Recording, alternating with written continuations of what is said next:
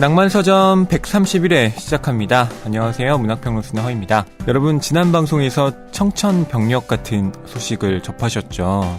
바로 경환씨가 이제 낭만서점을 하차하게 됐다라는 소식이었는데요.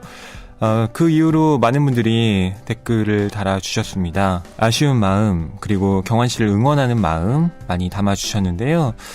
저희는 경환씨의 부재 속에서 또 새로운 방송을 꾸리기 위해서 여러 가지 준비를 하고 있습니다.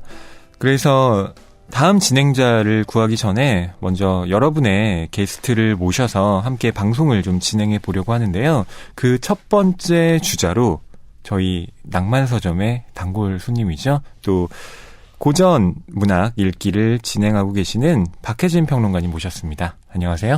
네, 안녕하세요. 박혜진입니다. 네. 네, 저라도 박수를 쳐드리겠습니다. 고전 문학 읽기로 한 달에 2번 광화문에 오시잖아요. 네네. 또 이번에 갑작스럽게 연락을 받으셨을 텐데 어떠셨나요? 아니, 저는 낭만서점 빈자리 전문이었기 때문에 새삼스러운 연락은 아니었는데, 네. 이제 경환 씨가 마지막 방송하시고 첫 다음 방송을 이제 나간다고 생각하니까 약간 심적인 부담은 있었어요. 많은 분들이 이제 좀 그리워하시는 그 자리이기 때문에. 네. 근데 오늘 다루게 되는 책이 굉장히 잘 읽히고 또 너무 재밌다고 말씀을 하셔서 좀 바로 낚였죠. 네. 너무 궁금하잖아요. 잘 읽히는데 심지어 재밌고 좋다고까지 하시니. 네, 그래서 성큼 왔습니다. PD님이 정말 섭외를 잘 하시는 것 같아요. 그래서 네. 저는 각주달기 코너라는 게 낭만서점에 새로 생겼는데 그때도 깜짝깜짝 놀랍니다. 어떻게 이런 분들을 계속 섭외하실까 싶을 정도로 그 접촉 능력이 네. 그리고 설득 능력이 아주 뛰어나다라는 걸 새삼 깨닫게 되는데요. 네, 오늘도 잘 부탁드리고요. 댓글 소개를 같이 해드릴게요. 먼저 애프터눈 님이 눈물 2개 표시 유유를 남겨주셨는데요. 저는 이분이 누군지 압니다. 누구죠? 바로 박경환 씨입니다. 네, 2월 10일 새벽 2시 29분에 다셨는데 이날이 아마 방송을 마치고 난 그 다음 날로 넘어가는 그 새벽일 거예요. 네, 그러니까 하차 방송 이후에 경환 씨의 심경을 이렇게 유유라는 이모티콘으로 표현을 하셨네요. 네, 2시 29분이라는 시간과 유유라는 것만으로도 이 당시의 심경의 상황을 뭔가 읽을 수 있을 것 같은 그런 느낌이네요. 그렇죠. 네. 경환 씨가 댓글을 다시 달아주면 좋겠네요. 네. 네. 경환 씨가 이렇게 애프터눈이라는 닉네임을 사용하니까 여러분 눈여겨보시고 혹시 다음에 또 누군가가 애프터눈이라고 단다면 경환 씨구나 많이 또 반가워해 주시면 좋겠습니다. 경환 씨 잘 지내고 계시죠? 네, 오늘도 봄날님입니다. 개인적인 체험 방송 들으면서 엄마가 되기 전과 후의 느낌이 다르겠다는 생각이 들었습니다. 저 역시 2 아이를 임신하면서 검사를 했었어요. 2번째 출산에서는 35살이 넘어가니 당연히 해야 하는 분위기이기도 했죠. 사실 임신 기간부터 출산까지 가장 바라는 건 아이가 건강한 것이 되더라고요. 다음 아이를 임신하는 게 조심스러운 것도 그런 염려가 큰 순위를 차지합니다. 지극히 저의 주관적인 엄마의 관점에서 아이를 살리기로 선택한 결정에 박수를 보내고 싶어요. 이번 방송을 들으면서도 또 댓글을 쓰면서도 조심스럽네요. 잘 들었습니다. 이렇게 글을 남겨주셨습니다. 네, 오늘도 봄날님 또 아이를 키우고 계시니까 이 개인적인 체험이 더 와닿는 방송이 되셨을 것 같은데요. 네, 댓글 감사합니다. 앨리스 왕님이 남겨주셨는데요. 네. 낭만서점을 안 지 얼마 안 되어서 짬짬이 부지런히 예전 것까지 듣고 있습니다. 소개해 주신 책 중 제가 읽은 것들 빼고 안 읽은 책들 열심히 읽고 있습니다. 주말에 보이지 않는 세계 끝내고 침묵 시작했어요. 직장 안 다니고 책만 읽을 수 있다면 얼마나 좋을까요? 그러게요. 네, 너무 좋죠. 네. 참, 예전 방송에서 경환님이 박혜진 평론가님 칭찬을 좀 삼가달라고 하시더라고요. 하하. 전 그것도 모르고 마구마구 칭찬했었거든요. 이제 좀 자제할게요. 라고 하셨는데, 지금 그 박혜진 평론가님이 제 앞에 계십니다. 네, 자제한다는 얘기를 듣고 자제가 되니 네. 실망을 안 할 것 같아요. 아니, 경환 씨가 그때 박혜진 평론가님을 칭찬하는 댓글이 막 달리니까, 우리도 좀 더 많이 이렇게 예뻐해 주셨으면 좋겠다. 네. 네, 이런 언급을 하신 적이 있는데, 네. 박혜진 평론가님 뭐 워낙 네, 잘하고. 네, 제가 앨리스 황님의 글이 저에게 얼마나 큰 용기를 돋아주셨는지 말로도 할 수 없습니다. 네, 앨리스 황님, 박혜진 평론가님 칭찬 자제하지 마시고요. 예, 많이 달아주십시오. 그리고 책 선정은 어떻게 하시는지 궁금하네요. 꼭 그 즈음에 나온 베스트셀러만 하시는 건지요?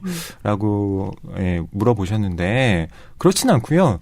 저희는 원래 원칙을 그렇게 정했었습니다. 한 주는 베스트셀러 중에 한 권을 하고 하나는 좀 알려지지 않은 예전 책들 중에 한 권을 좀 선택해서 하자라고 했는데 그게 특집이 끼고 그 외에 여러 가지 변수들이 생기면서 좀 지켜지지 못한 부분도 있습니다. 그런데 원칙적으로는 화제의 베스트셀러 한 권, 예, 잘 알려지지 않은 책 한 권, 뭐 이런 식으로 진행한다는 것 네. 말씀드리고 싶네요. 네, 낭만서점은 신작과 이제 고전 같은 경우에는 신작은 아니잖아요. 근데 그런 고전의 비율이 굉장히 그 조화를 잘 이루고 있는 방송인 것 같아요. 아유, 네. 이렇게 나와주셔서 이런 덕담을 네. 정말 감사드립니다. 또 뭐 고전은 박혜진 평론가님과 네. 배우 김성현 님이 워낙 잘 해주고 계시니까요. 그 다음에 AN192370님입니다. 최진영 작가님의 첫사랑에 마음 따뜻해지며 감동받다가 날벼락 받은 느낌입니다. 경환님 마지막 방송이라니요. 평론가인 허희님과 균형을 맞춰서 보통 독자들의 눈을 대변해주는 진행자라고 생각하고 있었는데 많이 아쉽습니다. 때론 예민하고 날카로운 허희님과 예민하셨군요. 예, 제가 좀 예민합니다. 네, 그걸 감싸주는 수더분하고 유머 있는 경환님 케미 참 좋았습니다. 네. 나름 깊은 고민 끝에 내리신 결정일 테니 존중하고 또 앞으로 하실 음악과 책 작업 응원합니다. 그래도 참 아쉽습니다. 그동안 감사했고요. 언제가 될지 모르지만 다음에 또 여기서 만나요라고 해주셨습니다. 네. 두 분의 케미가 정말 그렇게 좋았어요. 네. 진정성이 느껴지는 네, 눈빛이었습니다. 네, 예, 박혜진 평론가님이 네. 예, 저를 보면서 말씀해 주셨는데요. 경환 씨가 정말 보통 독자의 눈을 대변해줬다라고 하셨는데 그 말에 정말로 동감합니다. 네. 또 보통 독자일 뿐만 아니라 정말 제가 이 깜짝깜짝 놀랄 정도로 또 어떤 독해를 하는 데 있어서는 이렇게 볼 수도 있구나 하고 저를 깨우쳐 준 부분들도 네, 많았고요. 네. 그리고 네. 질문이 굉장히 중요하다고 생각해요. 소설을 읽고 나서 그러니까 독자들 이렇게 청취자들 중에는 소설을 읽으신 분들도 있을 테고 또 신작 같은 경우에는 읽지 못하신 경우도 있을 텐데 그런 청취자들의 어떤 궁금증을 대변해주는 그런 질문들을 아주 잘 해주셨던 걸로 기억하거든요. 네. 저희가 뭐 박경환 고별 방송이라고 제목을 붙인 게 아니라 그건 사랑이네. 최진영의 뭐 첫사랑. 네. 네. 이렇게 달았거든요. 그러니까 많은 분들이 그냥 새로운 에피소드가 업데이트 됐구나 하고 들으시다가 뒷부분에 갑자기 반전. 경환 씨의 그 하차 소식이 전해지면서 정말 깜짝 놀라셨을 것 같아요. 네. 그리고 클래식 호이님입니다. 경환님께서 낭만서점을 떠나신다니 너무 아쉽네요. 그래도 다른 곳에서 건강한 모습으로 자주 뵈었으면 좋겠습니다. 낭만서점도 자주 찾아주시고요. 낭만서점 계속해서 잘 듣겠습니다. 네, 또 오늘도 봄날님이 남겨주셨습니다. 130회 방송 잘 들었습니다. 엄마가 딸의 스웨터에서 보고 읽은 너를 사랑해라는 말이 참 가슴 따뜻해지게 하네요. 저도 소설 속의 엄마처럼 청취자들의 마음이 다 그러리라는 생각이 들었습니다. 표현하지 않을지라도요. 두 분에 대한 애정요. 그간 그 경환님의 좋으면서도 힘들었을 심경이 전해졌어요. 허희님 말씀대로 경환님의 질문으로 인해 방송이 풍성해졌던 것 같아요. 저는 오프라인 독서 모임 할 때 3시간 정도 하는데 그게 방송 그대로 나간다면 상상만 해도 아찔해요. 네. 네. 저희도 방송 그대로 나가면 상상만 해도 아찔합니다. 아찔해집니다. 네. 그 경환 씨의 질문에 대해서는 정말 많은 분들이 공감하고 계신 것 같아요. 맞습니다. 네. 예. 경환 씨가 이렇게 질문을 팍 던질 때 제가 대답을 못한 경우도 사실은 꽤 됩니다. 그래서 잠깐만요. 네. 끊었다 갈게요. 이런 다음에 주섬주섬 이렇게 찾아보고 했던 기억도 나는데요. 폐부를 찌르는 질문들도 좀 있었을 것 같아요. 그럼요. 네. 그리고 AN192370님 허이님이 추천하신 우치다 타츠루의 어른 없는 사회를 다 읽었습니다. 전 우치다가 말하는 프로 불편러일까요? 실천하고 책임지는 공동체를 위하는 일원이 되겠다는 생각보다는 뭔가 얹힌 듯한 답답함과 불편함이 너무 강하게 느껴졌습니다. 아마도 허이님이 살짝 웃으시며 우치다는 보수주의라 했던 그 웃음이 이 답답함을 예고했던 것 같습니다. 네, 라고 하시면서 이 책을 읽은 독후감을 남겨주셨는데요.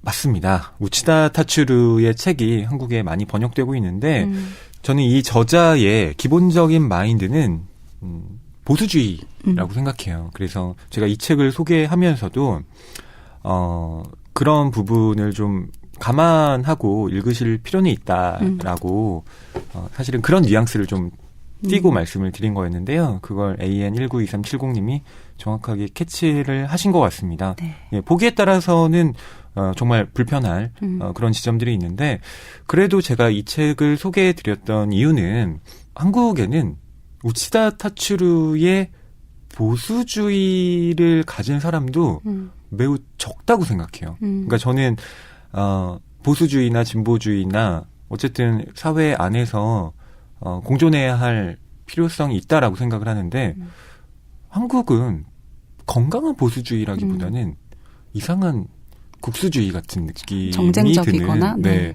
그런 분들이 너무 많아서 우치다 타츠루의 이런 보수주의가 물론 저희가 비판적으로 봐야 될 지점이 있지만 좀 더 좀 눈여겨봐야 할 지점도 역시 있다. 네, 이런 취지로 예, 제가 소개를 해드렸다는 말씀을 드립니다. 네. 뭐 댓글 말미에는 김승섭 교수님이 쓰신 책에 대한 언급도 있네요. 네. 네. 리버럴한 보수주의자 우치다보다는 동화 같은 이야기를 하셨지만 점진적인 진보주의자인 김승섭 교수님께 한 표를라고 하셨는데요. 네. 아픔이 길이 되려면이라는 네. 작품이죠. 맞습니다. 네. 그 차별이 어떻게 질병을 만들어내는가 이런 주제를 다루고 있는 책이었는데 저는 작년에 이 책 아주 인상적으로 읽어서 네, 아주 좋은 저자의 발견이라는 측면에서 좀 인상이 많이 남는 책이었습니다. 그렇죠. 네. 이렇게 댓글 남겨주셔서 여러분 감사드리고요. 네이버 오디오 클립에 달린 댓글도 소개해드릴게요. 네, 릴리아 님입니다. 매일 조금씩이라도 들으려고 다운로드 차곡차곡 받고 있어요. 이거는 작년 건데 홍보하신 낭만서점 12월 콘서트 갔었어요. 11월부터 2번 갔는데 2018년도에도 한 달에 한 번 하시는 줄 알았는데 아니네요.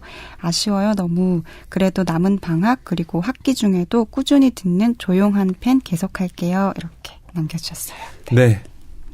매일 조금씩이라도 들으려고 라고 하는 네, 이 문구 진짜 감사합니다. 그리고 조용한 팬 계속하겠습니다. 네. 이런 내용들도. 저희 낭만서점 콘서트 예 이번에도 좀 준비를 하고 있는데요. 네. 아직 확정은 아니고 피디님이 여러 지금 계획을 검토 중인 걸로 알고 있습니다. 저희가 확정이 되면 또 공지 바로 해드릴게요. 네. 댓글 달아주신 분들 책 선물은 박혜진 평론가님께서 뽑아주시죠. 네, 이렇게 중요한 네. 일을 좀 새롭게 댓글 달아주신 분들께 드리면 좋을 것 같아요. 리따님 그리고 릴리안님 이렇게 두 분에게 책 선물 드리고 싶습니다. 네, 책 선물 받으실 주소를 이메일로 보내주시면 되는데요. 북뉴스@교보북.co.kr로 주소 남겨주시면 되겠습니다. 책이 가득한 소설을 사랑하는 책방. 이곳은 낭만서점입니다.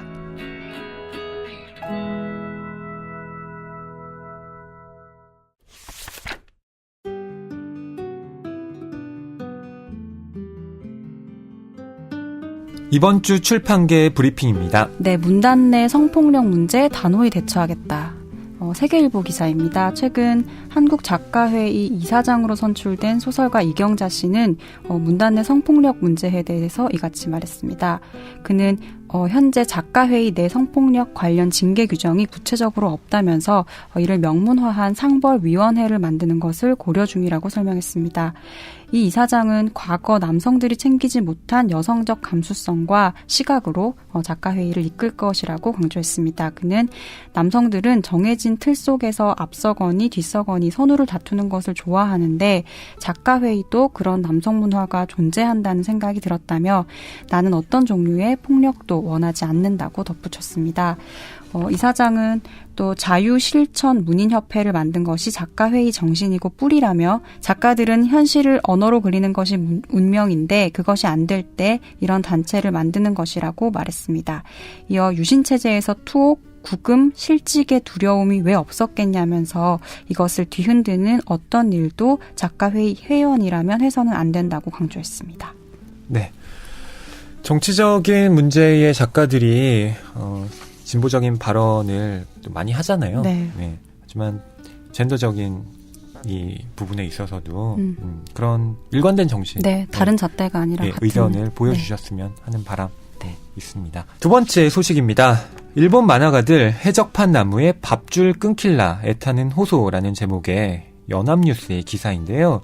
일본에서 만화를 인터넷으로 무단으로 공개하는 해적판 사이트가 증가하자 만화가들이 우리 밥줄이 위험해진다며 자제를 호소했다고 NHK 방송이 12일 전했다고 합니다.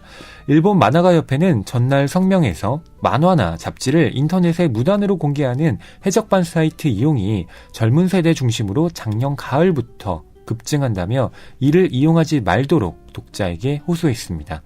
만화가들은 만화 창작 과정에 관여하지 않고 있는 해적판 사이트의 운영자가 이익을 얻는 상황이 계속되면 작품 창작이 어려워져 일본의 중요한 문화인 만화 산업이 붕괴할 것이라는 위기감도 비쳤습니다. NHK는 이번 성명에 대해 만화가들의 다급한 상황을 반영한 이례적인 조치라고 설명했습니다. 인터넷에서 유료로 읽을 수 있는 전자코믹 만화 산업은 빠르게 성장해 작년 일본 내 매출이 약 1조 7천억 원에 달했지만 무료로 접할 수 있는 해적판 사이트 탓에 피해가 급증하고 있다고 합니다. 경제산업성의 2014년 보고서에 따르면 해적판에 의한 피해는 약 5천억 원에 이른다고 합니다. 해적판을 근절하는 것은 정말 너무 중요한 문제입니다. 네, 저작권, 지적재산권은 너무 보호돼야 되는 거고 이런 것들은 좀 강력하게 조치가 돼야 되는 부분인 것 같아요. 네. 네, 이상 이번 주 출판계 브리핑이었습니다. 네, 이제 낭만서점 131회 본격적으로 책 이야기 시작해 보겠습니다. 우치다테 마키코의 끝난 사람이라는 장편 소설을 다루려고 합니다. 우치다테 마키코, 혹시 박혜진 평론가님은 이름을 들어보신 적이 있으셨나요? 전혀 없고요. 네. 이 책을 통해서 처음 알게 된 작가예요. 그리고 좀 검색을 해봤더니 번역된 책은 또 이게 처음인 것 같던데요. 97년도에 한 권 있더라고요. 아, 그래요? 네. 어떤 그래서 책이죠? 보고 이런 책이 있었구나. 이 우치다테 마키코라는 분이 어쨌든 한국에 한 번은 소개가 됐었구나라는 사실을 확인했는데요.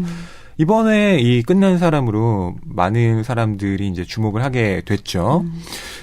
우치다테 마키코에 대해서 먼저 간단하게 저희가 양력을 좀 소개해 드릴게요. 1948년 아키타에서 태어나서 도쿄에서 자랐습니다. 그러니까 나이가 지금 한 71살 정도 된 거죠. 네. 무사시노 미술대학을 졸업했고 13년 반 동안 회사 생활을 하다가 1988년에 각본가로 데뷔했습니다. TV 드라마 각본으로 훌쩍 무슨 소리야, 모리 모노타리, 나의 푸른 하늘, 담장안의 중학교 등등 많은 그 작품들이 있습니다. 네, 전부 다 수상을 했네요. 네, 아주 유명한 그 극본가, 방송 작가라고 할 수 있을 것 같아요. 네, 1995년에는 일본 작사 대상을 수상하는 등 다방면에서 활약하고 있습니다. 드라마 각본가이면서 작사가이기도 하고 네. 소설가이기도 하네요. 네. 와. 그리고 주요 조서로는 이제 소설 12겹 옷을 입은 악마, 그리고 에이지 해리스먼트, 에세이도 있어요. 마음에는 사랑, 입술에는 독, 독설주의, 이런 것들이 있고요. 그리고 무사시노 미술대학교 개건교수, 노스아시아 대학 개건교수, 그리고 이 부분이 중요한데요. 도호쿠 대학 스모부 총감독. 네. 네, 스모 총 감독. 이 여성 최초라고 들었어요. 예. 네. 2003년에는 스모 연구를 위해서 도호쿠 대학 대학원에 입학을 했고 2006년에 수료를 한 뒤에도 스모 연구를 계속하고 있다고 합니다. 아주 대단한 이력의 소유자인 것 같습니다. 일본에서는 이 스모가 정말 국기잖아요. 그렇죠. 네, 정말 국민적으로 인기가 높은 걸로 알고 있는데 와, 이런 또 일을 하고 있군요. 그리고 장편 소설 끝난 사람은 이것은 이제 일본에서 2015년도에 출간이 됐고요. 굉장히 많이 판매가 됐어요. 15만 부 이상이 팔린 장기 베스트셀러로 자리 잡았다고 합니다. 네. 끝난 사람이 일본에서 2015년에 출간됐다고 말씀을 드렸는데 원래는 신문 연재 소설이었다고 해요. 신문 연재 소설의 특징이 이 짧은 호흡으로 이제 매일매일 연재를 하다 보니까 사람들의 반응이 즉각 오잖아요. 그렇죠. 아마도 이 작품을 읽었을 때 많은 분들이 이거 내 이야기일지도 몰라 이러면서 특히 그 신문을 구독하시는 분들의 그 연령대가 맞죠. 그렇죠. 네, 그래서 인기를 끈 작품이라는 생각이 드는데요. 신문 연재 소설이라는 점에서 이 작품에 나타나는 특유의 속도감, 그것이 결국 매일매일의 연재라는 그 양식과 좀 관련이 있는 것처럼 느껴지기도 했습니다. 네. 그리고 소설이 전체적으로 분량이 짧지가 않아요. 네. 그래서 매일매일 쓰고 속도감 있게 썼지만 길이가 어느 정도 이상이기 때문에 그 아주 디테일한 부분들도 많고요. 그 소설의 총체성이라고 해야 되나요? 네. 그 세계의 완결성 같은 것도 제법 높은 소설처럼 느꼈어요, 저는. 맞아요. 네. 보통 신문 연재 소설은 물론 작가에게 좋은 작품 써주세요라고 청탁을 하지만 대부분 그 시대의 시대 정신, 트렌드를 반영한 작품들을 쓰기 마련인데 이 우치다테 마키코 같은 경우는 은퇴자들의 삶 그리고 본인의 이제 나이대와 그리고 주변의 사람들이 겪는 어떤 여러 가지 상황들을 종합해서 이 작품을 쓴 게 아닌가라는 생각이 들어요. 그리고 베이비붐 세대의 열독이 이 작품에 있었다라는 이야기도 들었는데 이 베이비붐 세대는 나라마다 다 있죠. 예, 전후에 이제 태어난 사람들 인구가 급증했던 그 시대에 일본은 그 47년부터 49년까지 이 출생한 사람들을 베이비붐 세대, 단카이 세대라고 부르더라고요. 단카이 세대, 이 베이비붐 세대의 이야기를 반영한 것이기도 하고, 또 그들이 아주 격렬하게 사실은 겪고 있는 문제를 쓴 얘기여서 네. 저는 일단 이 생전에 치르는 장례식이다. 뭔가 이런 카피를 보자마자 사실 너무 기다려왔던 소설이다. 소재적으로. 네, 꼭 지금 읽어야 되는 소설일 것 같다는 생각 많이 들었었어요. 이 노년 소설에 대해서 한국에서도 좀 출간됐고 주목받았던 작품이 김기창 작가의 모나코라는 작품이 그렇죠. 있었죠. 네네. 네. 오늘의 작가상을 수상했는데 맞아요. 이게 네. 은퇴를 한 한 늙은 사업가의 이야기인데 네. 이런 노년도 있구나 싶을 정도로 고독사를 해가는 과정이라고 하면 정말 이상한 말인데, 네. 그러니까 모든 자신이 일해왔던 어떤 현장으로부터 이제 은퇴를 하고, 정말 그 집이라는 공간 안에서 자신이 할 수 있는 굉장히 작고 소박한 것들만 하면서 괜찮은 것 같은 삶을 살아왔던 이 노인인데, 어느 날 맞는 그 고독사가 네. 연결이 되면서 그 60대, 70대의 좀 뭔가 상실한 노인들의 그 공허함 같은 것들이 네. 잘 표현된 소설이었던 걸로 기억해요. 맞아요. 네. 저는 그 주인공이 청소년들한테 담배를 그냥 주면서 너네 피워라. 피고 일찍 죽어라. 라고 이야기하는 악담을 퍼붓고 네. 그 장면이 아직도 네. 뇌리에 남아 있어요. 그리고 저렇게 쿨한 캐릭터라니. 그렇죠. 네. 그리고 그 나이대의 어떤 그 연애 감정에 대한 이야기들도 있는데 사실 그 부분은 끝난 사람에서도 좀 묘하게 같이 겹쳐지는 부분이 있어서 네. 한 60대 은퇴자들의 어떤 판타지 같은 것들도 그렇죠. 조금 볼 수 있는 소설인 것 같습니다. 또 화제가 됐던 작품 중에 프레드릭 베크만의 오베라는 남자. 네, 와, 예. 너무 많은 그것도 사랑을 은퇴자의 받았죠. 네. 삶을 다루고 있죠. 네. 그 소설도 그 아주 꼬장꼬장한 할아버지가 이 세상에 대해서 다 싫고 네. 다 마음에 안 들고 맞아요. 네, 다 그냥 허투루 살고 있는 것 같은 어떤 젊은 세대를 바라보는 오베가 하지만 시간이 지날수록 뭔가 변화해가는 과정도 네. 되게 재밌었던 소설이었어요. 그러니까 모나코가 한국의 어떤 특수한 노인의 삶을 보여줬다면 오베라는 남자는 스웨덴의 그렇죠. 예, 좀 보편적인 어떤 할아버지, 완고한 노인의 모습을 좀 그린 그런 작품으로 기억에 남습니다.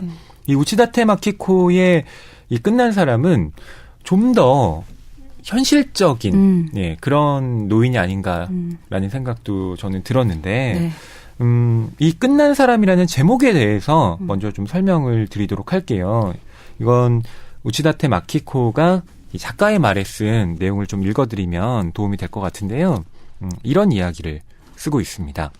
젊은 시절에 수제 소리를 들었든 못 들었든 미인이었든 아니든 인류 기업에 근무했든 아니든 모든 인간의 종착역은 대개가 비슷하다는 것.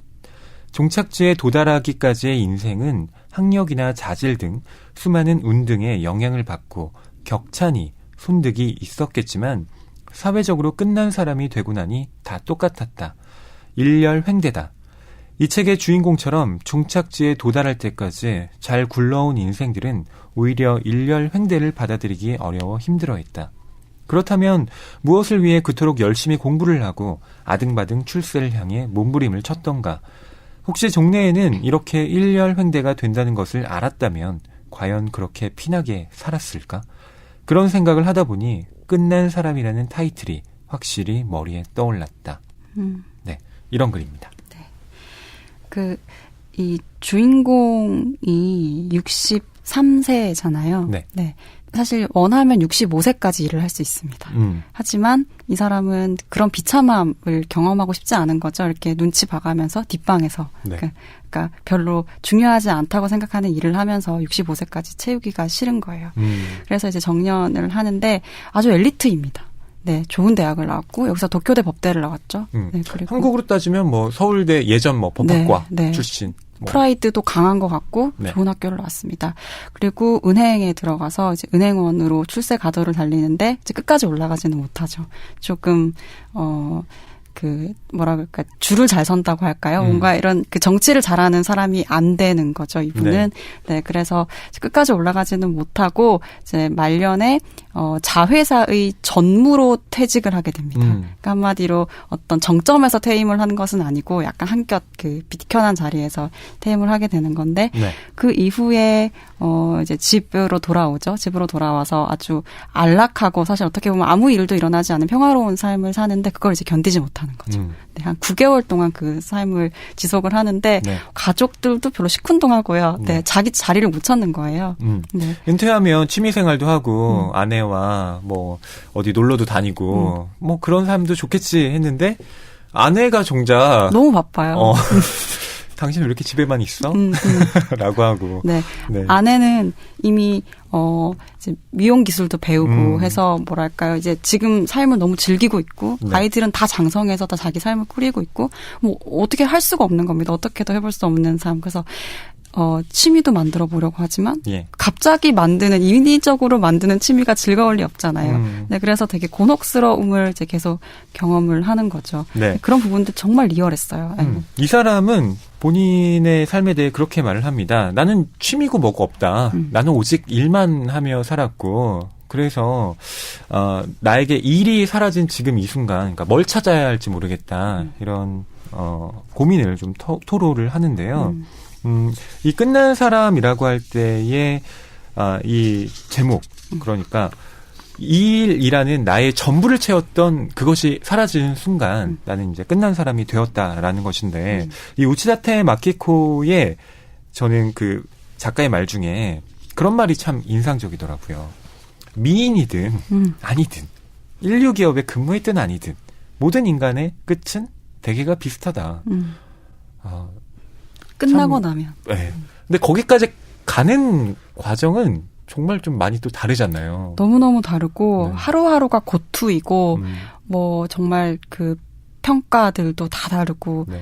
좀 하늘과 땅처럼 다른 삶을 산다고도 볼 수 있을 정도로 다른데 이제 65세 정도가 돼서 퇴임을 하고 나면 다 똑같이 산다는 거죠. 근데 이제 그 다 똑같이 평화롭고 갖고 안락한 노후 생활을 보낼 수 있느냐. 근데 또 그건 또 아닌 거예요. 아니죠. 네. 예. 네. 그래서 그 시간들에 대해서 아주 리얼하고 현실적으로 그리고 있는데, 그러니까 생각해보면 정말 그 받아들이기 힘들 거라는데 너무 공감이 되는 거죠.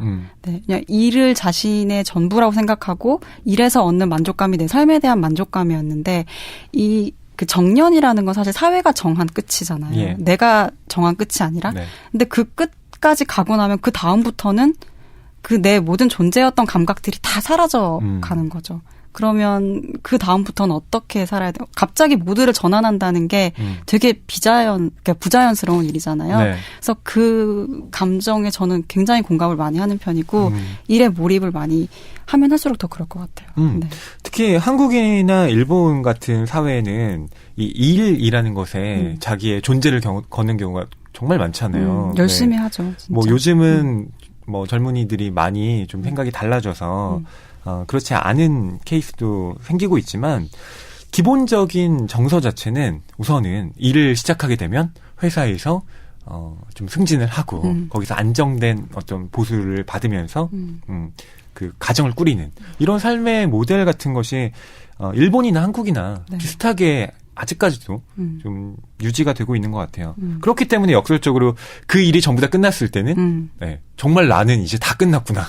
네, 이런 좀 자괴감 그리고 공허함에 시달리는 게 아닌가라는 생각도 들어요. 네. 그러니까 역설적으로 사실 끝났는데 내가 정한 끝이 아니기 때문에 끝이 안 난 거죠. 이 맞아요. 주인공에게는. 그래서 거기서 뭔가 멈추지 못하고 그냥 그 시간을 사실 돈이 없는 것도 아니에요. 이분이 오랜 시간 일을 했고 연금도 있고 네. 그 풍족한 삶을 살 수 있지만 거기에 만족을 못 하는 거죠. 네, 왜냐하면 자기가 이루던 것도 다 못 이뤘고 사실은. 네. 그리고 내가 정한 끝도 아니고. 그러니까 뭔가 찜찜한 겁니다. 한마디로. 맞아요. 네. 이 주인공의 이름이 다시로 소스케라는 사람인데요. 이 소설은 다시로의 퇴직으로부터 시작이 됩니다. 여러분께 소설의 분위기를 좀 알려드릴 겸 저희가 낭독을 해드릴게요.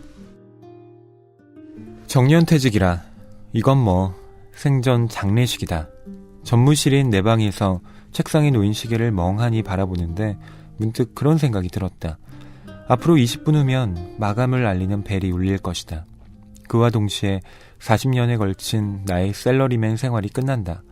63 정년퇴직이다. 내일부터는 뭘 하나, 뭘 하면서 하루를 때울까? 아니, 보내게 될까? 63 아직 머리도 팽팽 돌아가고 몸도 건강하다. 일도 얼마든지 더 할 수 있고 그냥 이대로 전무로 남는다 해도 다른 누구보다 잘할 자신도 있다. 나의 샐러리맨 인생은 전무에서 끝이 났다. 그것도 직원이라고는 30명밖에 안 되는 자회사다. 나는 이와테현 모리오카에서 태어났다. 1949년 쇼와 24년생이다. 베이비붐 세대로 불리는 단카이 세대로 온통 아이들로 북적거리는 동네에서 늘 경쟁하며 살아왔다. 지금처럼 어린이의 존엄이 어쩌고 인권이 어쩌고 하는 배려가 있는 사회가 아니었다. 개인정보 따위는 아무렇게나 굴러다니고 성적은 이름과 같이 복도에 내걸려 승자와 패자를 만천하에 드러냈다. 그게 당연한 시대였다. 남부고등학교를 졸업한 다음 재수도 하지 않고 바로 도쿄대학 법학부에 들어갔다. 그렇게나 사람이 넘쳐나는 시대에 제일 어렵다는 관문을 단번에 돌파한 것이다. 이것은 허세나 고집만으로 가능한 일이 아니라 그만큼 공부를 열심히 했기 때문이었다. 그리고 그것은 내가 원래 우수한 인간이었다는 소리다. 도쿄대를 나온 다음에는 국내 굴지의 은행인 만방은행에 취직했다. 1972년 쇼와 47년의 일이다. 나는 니온바시 지점으로 발령을 받았다. 만방은행에는 탑3로 꼽히는 지점이 있다. 니온바시 지점, 신바시 지점, 그리고 닌교초 지점이다. 그 탑3의 지점장은 임원이다. 그리고 탑3 중에서도 으뜸은 니온바시 지점이었다. 엘리트 동기 200명 중에서 탑3로 발령을 받은 사람은 모두 10명. 물론 나는 우수행원에 선발되어 니온바시 지점에서 오테마치 본부로 이동하게 되었다. 이때 선발된 동기는 71명. 6년 만에 벌써 3분의 1로 줄었다. 나는 직함이 과장, 차장으로 순조롭게 올라갔고 부장, 지점장 관문도 통과했다.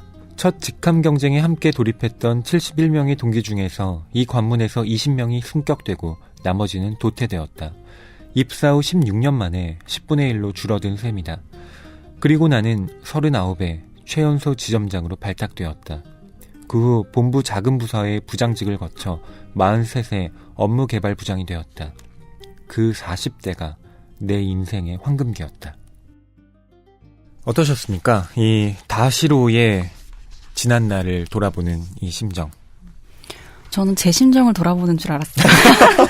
아니, 제가 아직 이렇게 40대 안 되셨잖아요. 네, 엘리트라는 건 아니고 네. 그런 길을 걸어오지 않았지만 네. 그러니까 요즘 뭐 그런 이야기들 많이 하잖아요. 그러니까 그 일은 일이고 삶은 삶이다. 워크와 라이프의 균형을 갖는 것이 중요하다라고 이야기하고 거기 뭐 맞는 말이죠. 네. 하지만 사실 우리는 그 직업을 통해서 자신의 삶의 의미를 찾기도 하고 네. 또 자기 뭐 인정을 받기도 하고 존재감을 느끼기도 하고 그렇죠. 그런 점에서 사실 직업이라는 건 굉장히 일이라는 건 굉장히 중요한 일이고 그 일이 자기의 인생의 상당 부분을 차지하는 것도 지금으로서는 되게 자연스러운 일인 것 같아요. 그래서 이 사람이 자신의 삶을 회고할 때 그 인생의 주기라는 것이 내가 뭐 어떻게 공부를 했고 어떻게 회사를 들어갔고 그 회사에서 어떻게 뭐 과정을 거쳤고 이런 것들로 설명이 되는 게 굉장히 저에게는 공감도 높은 네. 자신을 회고하는 방식이었다는 거죠. 네.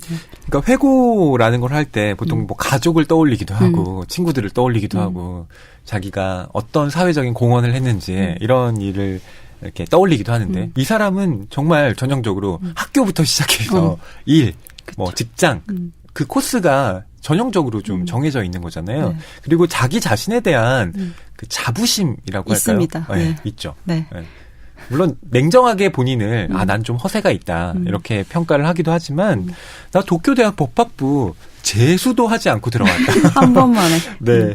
그리고 국내 그 굴지의 은행인 이 만방은행에 단번에 입사하여 네. 엘리트 코스를 거쳐갔다. 단번 인생이에요. 네. 네. 그러니까 사실 이 퇴직도 받아들이기가 쉽지 않았을 것 같은 전조들이 다 이렇게 읽히죠. 네. 네. 그 40대까지는 지금 막 그 최연소로 뭔가 그 자리를 갱신해 가면서 네. 한 번도 획득을 했던 실패라거나 절망 같은 것들이 없었던 인생을 살았는데, 그러니까 굉장히 괜찮은 삶, 자기가 생각하게 살았는데, 갑작스럽게 다가온 이 끝, 그리고, 내가 이렇게 괜찮은 삶을 살았는데, 자기가 보기에 그렇지 않았던 사람들과 지금 자기의 삶이 다를 게 없다. 여기서 느끼는 어떤 비참함, 참혹함, 이런 것들이 지금 이 사람을 지배하고 있죠. 그렇죠. 네. 그리고 무엇보다 이 사람이 베이비붐 세대였다는 사실도 저는 좀 주목을 했는데 베이비붐 세대는 인구가 많으니까 우선 학교에 학생들이 많잖아요. 네. 거기에서 두각을 나타내기가 진짜 쉽지 않았을 것 같아요. 그리고 이 시대도 언급을 하고 있지만 승자와 패자를 만천하에 드러냈다. 인권 같은 거 없다. 없죠. 예, 오직 승자 독식의 사회였다. 뭐 이런 얘기를 하잖아요. 성적 나오면 다 네. 벽에 다 붙고. 맞아요. 네. 네. 저희도 그랬어요. 저도 그랬어요. 네. 정말 지금 생각해보면 좀 아찔한데 그때는 정말 아무렇지 않게 다 받아들였죠. 저게 당연한가 보다. 네. 그리고 우열반이라는 것이 존재를 하고 뭔가 에어컨이 빵빵 나오는 저곳에서 공부할 수 있는 애들은 선택받은 그런 놈들이구나. 그렇죠. 공공연한 차별이었는데. 네. 제가 놈이라고 표현을 했는데요. 제가 거기 못 들어가서 이런 표현을 썼습니다. 예. 여하튼 다시로는 그런 모든 경쟁에서 승리한 승리자예요. 그래서 다른 친구들한테도 이 사람은 나한이라는 이름으로 불릴 정도로 그러니까 뭔가 철두철미하고 어떤 일에도 흔들리지 않는 그런 불교의 그 수호신이죠. 예. 그런 인상으로 친구들에게 이 다시로는 기억되고 있습니다. 근데 이런 사람이 지금 공허함을 느끼면서 그동안 내가 뭐 했나 나는 왜 이제 밀려나게 됐나 이런 것들을 고민하고 있는 거니까 그러니까 요즘은 이제 75세 현역이라는 말이 공공연하게 있을 정도로 네. 그 퇴임 뭐 정년이라는 것이 어떤 뭔가를 끝낸다라고 받아들이기 힘든 그 조가 있죠. 인구적으로도 네네. 그렇고. 네. 근데 이 책에서는 재밌는 게 이거는 아주 그 지금 세대의 지금 시대의 문제를 잘 드러내고 있는 부분인 것 같은데 이 끝났지만 끝나지 못한 사람 이 다시로 같은 존재는 정말 너무 일을 할 수 있는데 일을 못하게 해서 지금 어떻게 해야 할지 모르는 상황이고 네. 반면에 또 젊은 세대들은 이 책에도 젊은 세대들이 등장하는데요. 이 친구들은 뭐 정년이라는 개념 자체가 없는 맞아요. 네, 정년이 뭐야? 이직에서 이직이지. 당연히 이 정년이라는 개념을 받아들인 적도 없는 세대들이 나오는 거예요. 그러니까 이런 아주 다른 두 세대가 공존하고 있다는 것 자체가 되게 리얼한 현실의 재현이라는 생각이 들었고 근데 그런 문제를 드러내면서도 저는 이 책이 너무 잘 읽혀서 예. 네, 빨리빨리 잘 읽히고 네. 네, 문장들도 너무 잘 읽혀서 그 방송 작가의 포스를 사실 많이 느꼈어요. 네. 그 드라마 각본가로 또 워낙 유명한 사람이니까 네. 마치 그 한 회 한 회가 드라마의 네. 끝장면이듯이 네, 에피소드들이 그렇게 네. 쫙 나열이 되죠. 나오고. 그래서 이 소설이라기보다는 저는 정말 드라마 마치 그 하얀 거탑을 네. 보는 듯한 예 그런 느낌도 네. 있었어요. 그러니까 요즘 MBC에서 하얀 거탑을 그 재방송을 해주고 있더라고요. 그래서 벌써 저는 그 BGM이 막 벌써 네. 머릿속에 이거 보고 있는데 뭐 여러분 다 알고 계시겠지만 그렇게 바득바득 출세를 하려고 했던 그 장준혁이 마지막에는 병에 걸려가지고 예. 힘이 다 빠지고 그렇게 되잖아요. 그걸 보면서 아 권력을 추구한다는 게 그리고 그 안에서 승진을 한다는 게 어떤 의미일까를 참 좀 곱씹게 되는데 이 책도 보면 이 표지에 뭐 별다른 게 없고 이 정장을 잘 차려입은 네. 중후한 남성이 꽃을 들고 있는데 표정은 뭐 아주 그 참담한 표정을 짓고 있어요. 네. 네. 이 꽃은 그러니까 은퇴 기념 맞아요. 그 꽃다발이죠. 네. 그래서 이것을 보면 그런 뭔가 많은 것들을 오랜 시간 동안 추구했지만 거기에 대한 응당한 어떤 보상을 보상이, 받지 못하는 그렇죠. 네, 없는 그 인생의 어떤 참혹한 표정들이 잘 드러나는 표지 있습니다. 저는 직장이 없지만 박혜진 평론가님은 직장이 있으시잖아요. 네네. 어떠세요? 한 60세까지 현역으로 일을 하면서 활동을 하실 수 있다고 생각을 하고 계십니까? 제가 자주 이렇게 빈자리가 생길 때마다 나오니까 네. 사실 쟤는 일을 아니 하고 계시는 거 하나, 압니다. 네. 그리고 그렇게 워낙 유능한 생각하실 수 편집자로 있으신데 알려져 있으니까. 저희 네. 편집자들도요. 네. 그런 고민을 많이 합니다. 네. 왜냐하면 그 시간을 오랫동안 일을 하는 선배들이 아주 많지는 않죠. 그러니까 뭐 한 50대 정도 넘어가면 현역에서는 뭐 은퇴를 하시는 분들이 많이 있고 그렇지 않으면 이제 독립해서 출판사를 차리시는 분들도 많이 있고 그런데 네.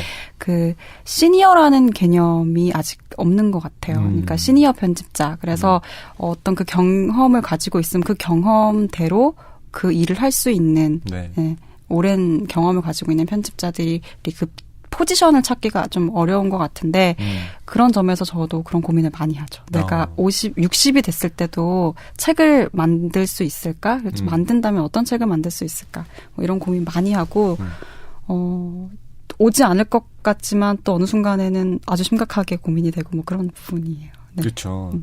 그래도 박혜진 평론가님은 뭐 편집자로도 일도 하시고 그 외에 다른 집필 활동도 하고 계시니까 여하튼 다른 방면으로 길도 계속 열어놓고 계신 거잖아요. 할 수 있는 모든 일들을 다 하고 있습니다.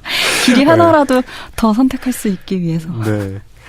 허위평론가님도 그렇지 않으세요? 그러니까 정해진 끝은 없죠. 네. 없을 거고 뭐 이제 거의 어떻게 보면 프리랜서처럼 이제 집필 활동을 계속 하시는 건데 정해진 끝은 없지만 뭐 노후에 대해서는 그래도 많이 생각을 할 것 같아요. 그렇죠. 글 쓰는 삶의 노후라든지 뭐 공부하는 삶의 노후일 수도 있을 것 같고. 네. 개인적으로 좀 롤모델로 삼고 있는 분은 장석주 선생님입니다. 예. 집필가로 계속 활동을 하고 계시잖아요. 책을 정말 많이 쓰시죠. 읽고 쓰고 네. 계신데 저의 목표 중 하나는 그렇게 나중에 나이가 들어서 저의 지적인 성숙이 좀 더 이루어진다면 그렇게 어떤 뭐 한 분야에 국한되지 않는 여러 분야에 제가 할 수 있는 책을 좀 써내는 게 목표고요. 그렇기 때문에 한편으로는 불안한 감도 아주 많습니다. 왜냐하면 저는 서울 때 상여금도 없고요. 뭐 쉬는다고 쉬는 날에 이렇게 유급휴가 같은 걸 이렇게 받는 것도 아니잖아요. 네. 그래서 어떡하지? 제가 뭐 지금이야 낭만서점도 하고 어디 불러주는 데도 있고 하지만 제가 갖고 있는 이른바 어떤 지적 자본이나 뭐 매력 자본이라고 할 수 있는 뭐 그런 것들이 다 사라지고 나면 난 어떡하지? 빨리 책을 쓰십시오. 그래서 장석주 네. 선생님의 맞아요. 그런 생각을 네. 제가 하고 있는 거예요. 네, 제가 허위평론가 볼 때마다 빨리 책 내자고 책 압박을 내야죠. 하죠. 네. 책 이제 올해에 내려고 이제 준비를 하고 있는데요. 문제는 책을 낸다 해도 그게 뭐 정말 어떤 도움이 될까 그런 생각은 또 하죠. 네, 도움이 되는 책을 낼 수 있을 거라 생각합니다. 네, 근데 사실 중요한 것은 이런 것 같아요. 그 이제 노후에 대한 고민을 많이 하는데 뭐 어떤 시니어 평론가 혹은 시니어 편집자가 되고 싶다 이런 생각은 이제 구체화되진 않았고 다만 이렇게 정해진 끝이어서 내가 마지못하게 물러나는 건 말고 이쯤 되면 내가 그만하고 싶다라는 생각이 들어서 뭔가를 그만했으면 좋겠다는 생각을 늘 하는 거죠. 네. 네, 그게 뭐 어떤 일이 됐든. 네. 네. 그걸 이 책을 보면서 좀 더 강렬하게 느꼈어요. 그러니까 결국 물러나야 할 때 잘 물러나는 건 그게 참 중요하다라는 것도 여기에서 메시지로 전하고 있는데 그것이 언제인가를 선택하는 것 그리고 그걸 담담하게 받아들이는 건 정말 쉽지 않은 문제예요. 그렇죠. 특히 야구 선수들 전 야구를 좋아해서 그 뉴스를 좀 챙겨봅니다만 그 항상 구단과 그 계약 문제로 네. 그러니까 연장을 할 것인지 말 것인지 은퇴를 이렇게 뭐 강요하는 그런 구단들도 있고 네. 모두가 다 문제가 지켜보고 되죠. 있죠. 그 그렇죠. 선택에 대해서. 네. 그러니까 이승엽 선수가 이제 대표적으로 자기의 은퇴 시기를 정확하게 못 받고 그걸 차근차근 준비해 나간 아주 모범적인 사례라고 할 수 있는데 네, 그러네요. 네. 이 소설에서도 연착륙이라는 말이 나오고 아마 이 소설에서 단 하나의 단어를 골라라 그러면 저는 그 연착륙이라는 단어를 고를 텐데 이승엽 선수는 자신의 끝을 정하고 서서히 끝을 준비해 가면서 연착륙을 해간 거고 여기 이제 다시시로 같은 경우도 그렇고 대체로 연착륙하지 못하죠. 그렇죠. 네. 연착륙은 정말 특별한 사람만 소수의, 할 수 있다는 선택받은 소수의 생각이 사람만. 들어요. 네. 왜냐하면 야구 선수들도 그러니까 같은 그 업종에 종사하는 사람들도 이승엽 선수의 그런 은퇴를 정말 부러워하잖아요. 저렇게 할 수 있다니. 이상적이죠, 그렇죠? 진짜 그렇죠. 이 다시로가 이렇게 회사에서 이제 40대까지는 승승장구를 하지만 이후에 사내 정치에 휘말리게 되면서 임원 승진에는 실패하게 됩니다. 이후에 자회사에서 이제 전무로 퇴임을 맡게 되는 것인데 집에 고급 승용차를 타고 이제 돌아오게 돼요. 은퇴를 하는 날만큼은 네. 그렇게 회사에서 배려를 해주죠. 기사가 딸린 네. 승용차를 타고 집에 돌아가십시오라고요. 하지만 그 장면에 대해서 본인은 장례식이다. 네, 이렇게 얘기를 하죠. 그렇죠. 연구차와 네.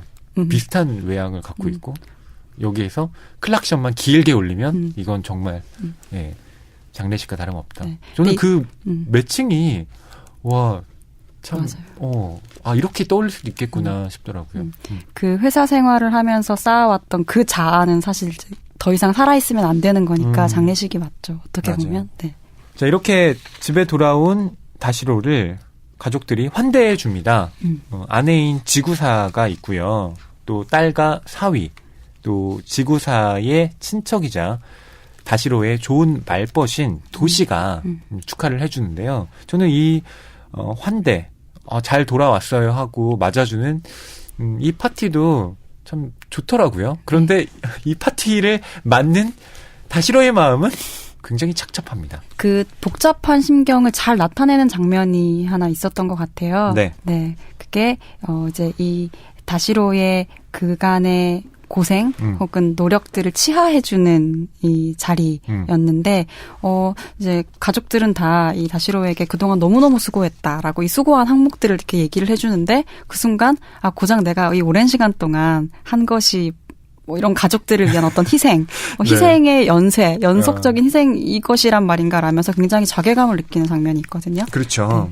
이 은퇴를 축하해주는 파티에 DVD가 하나 준비되어 있습니다. 그건 도시가 준비를 했습니다. 이 DVD에는 다시로의 어머니, 또 지구사의 어머니, 그러니까 다시로의 장모님이죠. 장모님이 영상 편지를 보낸 거예요. 그렇죠. 그래서 장모님이 이런 말씀을 또 남겨주십니다. 자, 뭐 이렇게 말씀을 하십니다. 사위, 가족 부양이라는 무거운 짐을 끝까지 잘 감당해줘서 고마워. 한 집안의 가장으로서 가족을 울리는 일도 없었고 길에 나 앉게 하지도 않았고 끝까지 책임졌다는 건 그 어떤 일보다 큰 거야. 정말 고마워. 나는 외동딸을 우리 사위에게 시집보낸 것이 제일 큰 자랑이야. 하며 정중하게 고개를 숙였다. 예. 이렇게 이야기를. 네. 거기에 대해서 다시로가 이런 반응을 보입니다. 장모님 말씀은 맞다. 그 어떤 일보다 가족을 끝까지 지켜낸다는 건 쉬운 일이 아니다. 가장 중요한 일이다. 그 점을 제대로 알아준 장모님의 말씀이 눈물샘을 자극했던 모양이다. 그러나 나를 울린 진짜 이유는 그게 아니었다. 내가 평생 한 일이란 그저 가족을 지켜냈다 하는 그거 하나뿐인가 하는 자괴감 때문이었다. 네. 어떠세요? 이어서 바로 나오는 말이 이제 네. 나라는 인간이 네. 뭐 무엇 하나 특별히 사회에 영향을 끼친 것도 없고 뭐 그냥 가족을 부양하다 끝난 삶인 것 같다. 네. 이제 이렇게 이야기를 하는데 사실 이것은 제가 읽기에는 이제 이분은 이제 60에 들어서 정년을 퇴임하고 가정으로 돌아와서 느끼는 거지만 많은 여성들은 뭐 삶이 이어져 오는 내내 경험하는 어떤 감정이기도 하죠. 어떤 뭐랄까요, 가족을 부양하고 뭔가를 희생하는 어떤 삶에 대한 것으로 자기의 삶이 평가받는 네. 자기를 잃어버리는 삶에 대한 어떤 회한 네, 이런 것들은 뭐 다시로뿐만 아니라 사실 여러 가족 구성원들이 느낄 법한 많이 느끼는 감정이죠. 네, 그러니까 지구사 같은 경우에는 더 많이 느꼈을 네. 것 같고. 네. 저는 다시로가 자기 자신에 대해서 과하게 좀 평가를 하는 부분도 있다고 생각해요. 좀 약간 오버하는 부분이 있는 것 같기도 하고. 네. 네. 뭐 82년생 김지영이 한국에서 많이 화제가 됐지만 거기에 보면 그 김지영 씨가 했던 일들 가족을 뭐 지켜낸 게 남편만은 아니잖아요. 그렇죠. 그러니까 그 가족을 지킨다라고 하는 것 자체가 사실은 뭐랄까요, 좀 시혜적인 의미가 있는 것 같아요. 가장을 지키나요? 그렇지 않죠. 네.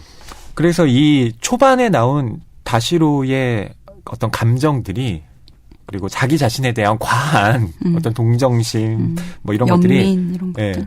뒤에 다 깨져나갑니다. 이 지구사라는 이 아내 때문인데 저는 이 지구사에 대해서도 좀 할 말이 많더라고요. 지구사 굉장히 재밌는 캐릭터죠. 네. 처음에는 그 존재감이 크지 않고요. 그리고 남편과 굉장히 독립적인 삶을 살고 있습니다. 그래서 이 소설에서는 사실 그 주인공이 다시로의 시선에 의해서 이야기가 진행되기 때문에 지구사의 이야기가 많이 나온다거나 하지 않지만 한번 생각해 보세요. 이 일밖에 안 했던 사람인 거예요. 그리고 가정에 돌아와서 내 자리가 없다고 하지만 가정 안에서 이 사람의 자리는 원래 없었을 수도 있어요. 맞아요. 네. 일만 해왔고 거기서만 자기 존재감을 찾았기 때문에 그동안 이 사람이 이 와이프와 어떤 관계를 맺었을까 이런 것도 좀 상상해 볼 수 있는데 이 이제 퇴임하고 나서 이 뭐랄까요, 이 은퇴 파티도 해주고 뭐 여러 가지 애정을 보여주고 있지만 소속감을 막 느끼지 못하는 것은 어찌 보면 지난 40년 동안 이분이 가정에서 해왔던 어떤 행동들에 대한 결과일 수도 있어요. 네. 네. 이 아내 지구사는 57인데요. 다시로와는 6살의 터울이 있습니다. 지구사가 24, 그리고 다시로가 30일 때 결혼을 했는데요. 지구사는 다시로의 표현에 의하면 이제 온실 속에서 자란 화초 같은 여인이었다. 네. 이렇게 또 말을 해요. 그러니까 그만큼 좋은 집안에 태어나서 뭐 고생은 하지 않고 이 도쿄대 법대를 나온 예, 남자와 만나서 결혼을 한, 어떻게 보면 야, 참 너 집안도 좋고 시집도 잘 갔다, 뭐 이렇게 표현할 수 있는, 부러움을 살만한 어떤 그 환경을 갖고 있는 여성처럼 보일 수 있는 그렇죠. 거죠. 네.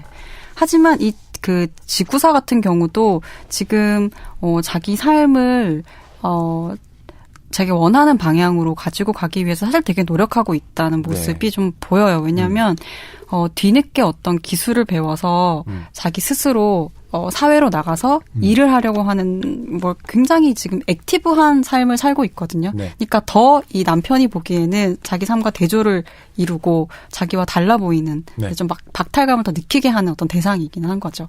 별로 무관심하고 이 남편에게도. 소설에는 이런 문장도 있어요. 아내는 57이라는 나이가 믿어지지 않을 정도로 젊어 보인다. 아직도 섹시한 매력이 있다.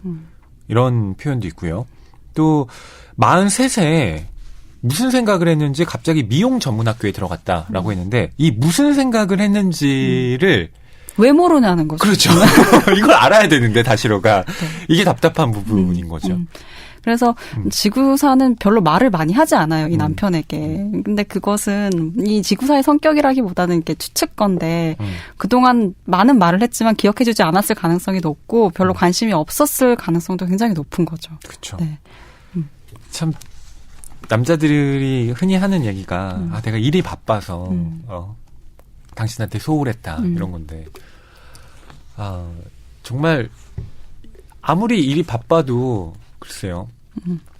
꼭 챙겨야 되는 게 반드시 있다. 저는 요런 생각들을 점점 하게 됩니다. 이게 뭐 연애도 그렇지만 특히 결혼에서는 그게 더 티가 나잖아요. 그리고 회복할 수가 없죠. 네. 회복이 잘 안 되죠. 그게 이제 신뢰관계가 한번 깨져나가면 네. 그러니까 이 사람이 나와의 중요한 결혼 뭐 기념일이나 이런 것들을 일 때문에 뭐 놓쳤다라고 한다면 저는 만약에 이제 그런 상황이 저한테 펼쳐진다면 네.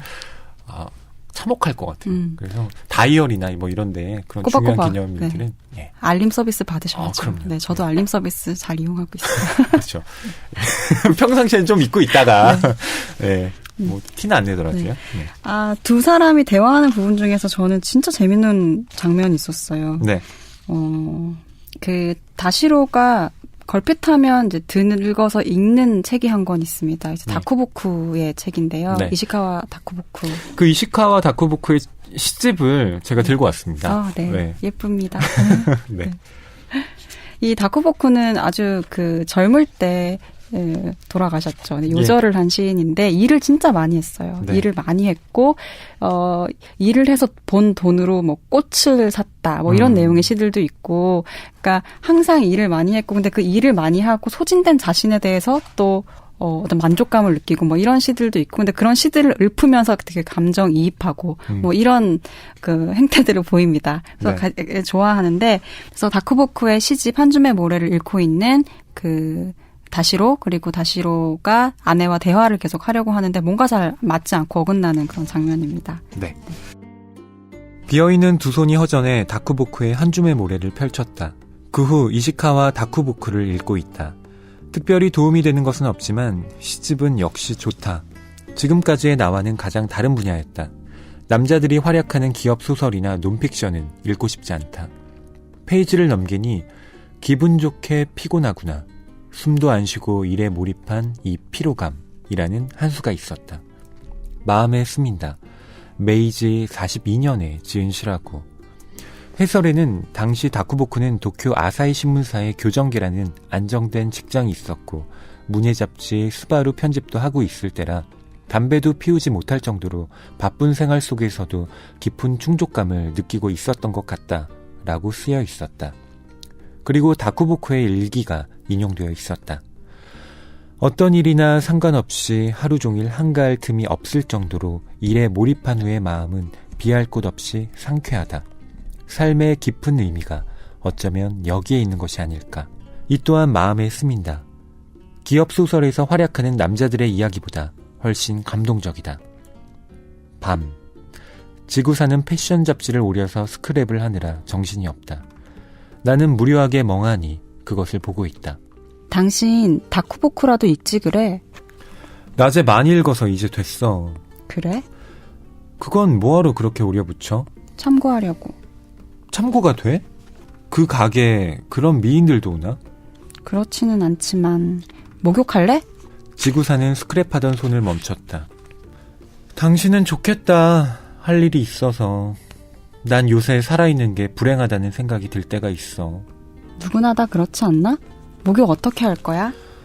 누구나 다 그런 건 아니겠지. 난 내 인생을 15살부터 다시 살고 싶어. 그러면 은행 따위는 들어가지 않을 텐데. 나 먼저 목욕할게.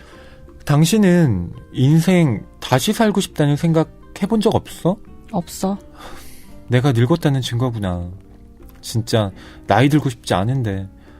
회사를 그만두니까 여기저기가 다 아프고 어깨가 쑤시고. 다들 그래. 젊었을 때는 비참한 일을 당해도 출세해서 갚아줄 테다 하잖아. 그렇지만 나이가 드니까 복수할 기회도 없어. 나 목욕탕 들어간다. 정말 그런 생각이 새록새록 든다니까. 벌레처럼 인간도 말이야. 생식이 끝나면 죽게 되어 있다면 차라리 낫겠어. 나 목욕 좀 오래 할 거야. 내가 지금 63이지만 이제 코앞에 65이 닥쳤다고 생각하니까 이미 그 나이가 된 기분이야. 지구사는 아무 대답도 없이 스크랩북을 펼쳐놓은 채 나가버렸다.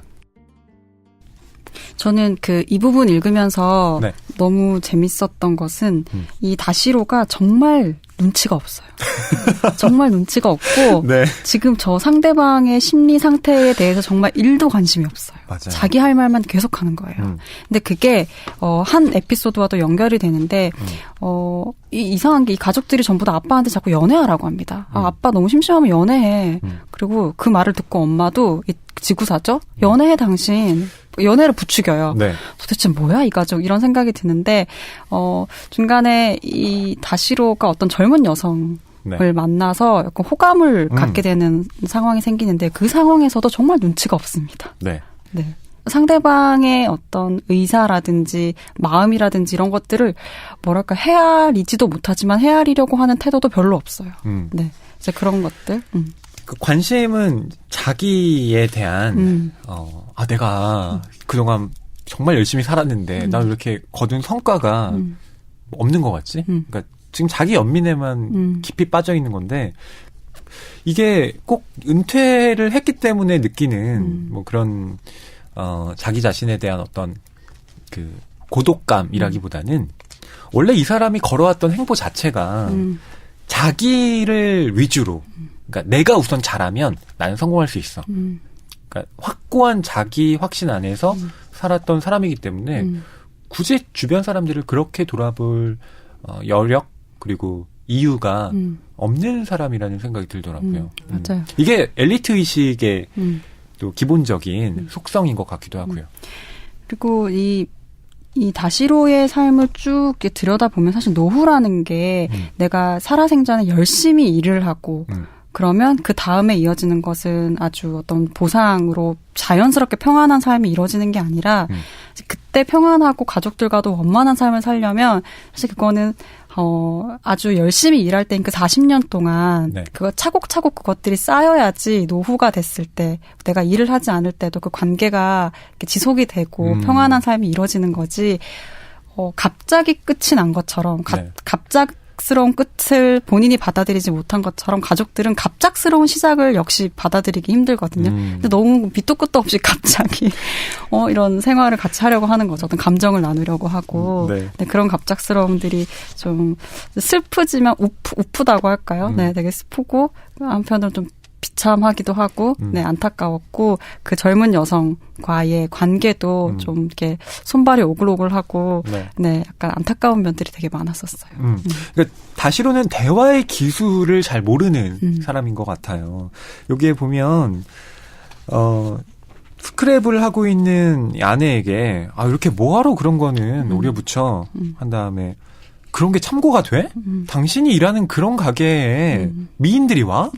이거 되게 비꼬는 말이고. 대꾸를 하고 싶지 않잖아요. 그러니까 이런 말에는 전제돼 있는 게 뭔지 가늠할 수 있기 때문에 네. 얘기하고 싶지 않은 거죠. 그러니까 지구사가 계속 목욕할 거냐? 나 목욕하겠다. 그럼 그렇죠. 목욕 오래 할래? 나 목욕 오래 할게. 이런 얘기 계속 하는 거예요.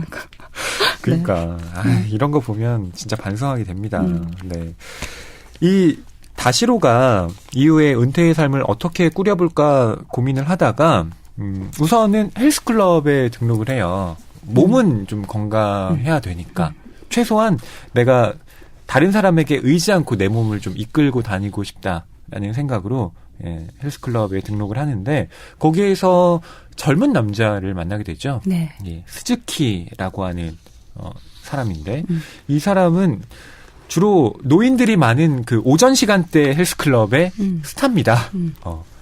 이 사람이 굉장히 그 수더분하고 또 사람들을 잘 대해주기 때문에 할머니 할아버지들이 이 스즈키와 이야기하고 같이 밥 먹고 하는 걸 정말 좋아해요. 네. 근데 이 스즈키와 이후에 다시 한번 재회를 하게 되는데 이 스즈키가 말하자면 IT 기업 스타트업 같은 거죠. 네. 그것을 이제 운영하는 말하자면 창업자인 거죠. 네. 네. 그리고 이 스즈키가 이 다시로에게 어떤 영입을 제안을 네. 하면서 어떤 판단의 기로에 서게 되죠. 저는 스즈키가 이렇게 나타났을 때 저는 이거는 노인을 말하자면 사기치려는 네. 그런 캐릭터구나. 이게 뭔가 직감이 들었는데 아니더라고요. 뭐가 있으려나? 네. 아니었어요. 그 영화 인턴 보면 네. 그 보셨어요? 네, 그 로버트 드니로와 네, 앤 해서웨이 주연으로 나왔던 네. 그 영화였죠. 네, 나이가 든 인턴 그리고 젊은 창업자가 이제 함께 파트너십을 이뤄가면서 일을 해가는 과정을 다룬 거였는데 좀 많이 겹쳐지는 장면이었고 네. 그리고 이 부분에서는 사실 이 좀 판타지다. 네, 이 정년을 퇴임한 이 중년 남성들의 판타지다. 그렇죠. 저도 이건 좀 판타지라고 생각을 했습니다. 네, 그런 생각이 좀 들었죠. 네. 그러니까 스즈키가 고문으로 그 다시로의 영입을 제안하는 거잖아요. 네, 다시로가 이제 은행원이었기 때문에 금융 고문을 좀 해달라고 하는 거죠. 맞아요.